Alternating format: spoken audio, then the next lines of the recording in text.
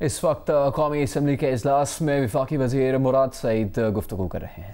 عظمیٰ کی اول ہوتی ہے، کہتے ہیں کہ کسی کے کہنے پہ نہیں، عوام فیصلہ کریں گے اور ملک کا وزیر اعظم بن جاتا ہے اسپیکر صاحب۔ یہ ہے سٹرگل، یہ ہے سیاسی جدوجہد اسپیکر صاحب۔ کسی سے انگلی سے پکڑ کے سیاست میں لے کے آیا، وزیر بنایا فائنانس منسٹر، پھر اس کے بعد وزارت عظمیٰ کی کرسی دے دی، اور ابھی بھی چھوٹا بھائی جو ہے وہ اسی انتظار میں کہ کسی نے میرے ساتھ کمٹمنٹ کی تھی۔ اسپیکر صاحب یہ بات دوسری بات کی۔ تیسری بات، اسپیکر صاحب جو پوائنٹس اٹھائے ہیں میں اس سے ہٹ کر بالکل نہیں جاؤں گا۔ میں اپنے دوستوں کو، اپنے کولیز کو یہ باور کراتا ہوں، لیکن اسی انداز سے بات سنو، اور جو آپ نے نعرہ لگایا تھا اس کا بھی میں آپ کو جواب دوں گا۔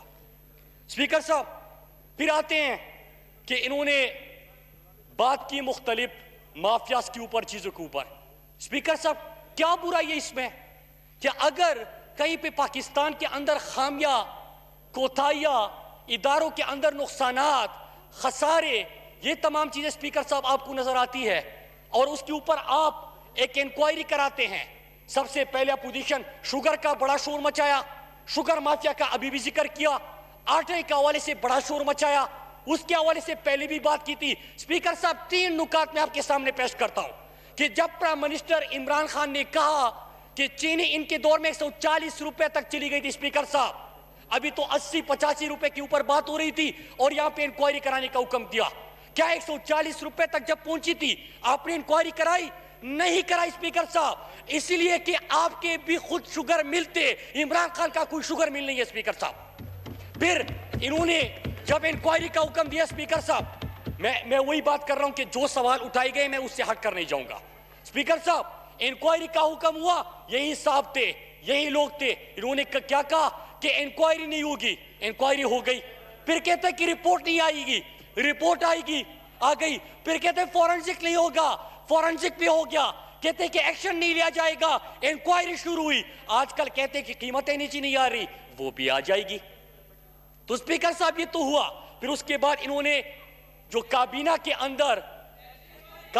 اندر اسپیکر صاحب انہوں نے ذکر کیا کہ کل جو اثاثے ڈکلیئر کیے گئے اور شہریت کا ذکر کیا۔ اسپیکر صاحب پہلے تو میں اس ہاؤس کو بتاؤں، مجھ سے یہاں پہ سینئر پارلیمنٹیرین بھی ہے، مجھ سے زیادہ ایکسپیرینس بھی رکھتے ہیں۔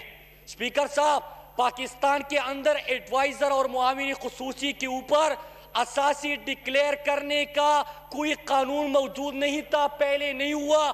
یہ عمران خان کا 2011 میں جب اپنے پارٹی کے کور کمیٹی اور سینٹرل ایگزیکٹو کمیٹی کو کہا کہ قوم کے سامنے اپنے اساسی رکھ کے، وہی عمران خان کا ویژن امپلیمنٹ ہوا کہ ملک کی تاریخ میں پہلی دفعہ ایڈوائزر اور معاون خصوصی کے اساسی ڈکلیئر کیے گئے۔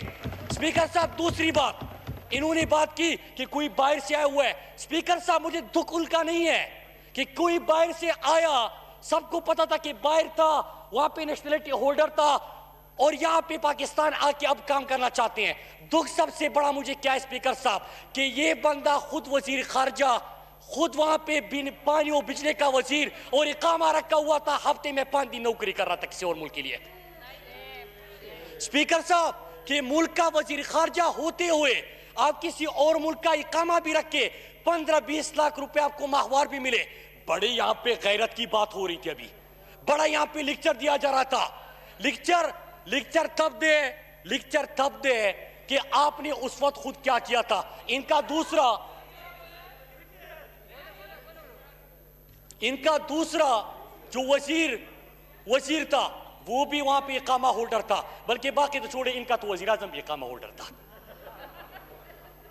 اسپیکر صاحب یہاں پہ ابھی بات کر رہے تھے تو کہ ان کو اس چیز کا ہے کہ عمران خان نے تو معاون خصوصی اور ایڈوائزر کے اساسے اور شہریت ڈکلیئر کر دی، اب ہمارا مطالبہ ہے کہ آپ کی تمام پارٹی عہدیداران بھی نیشنلٹی اور اساسے ڈکلیئر کر دیں۔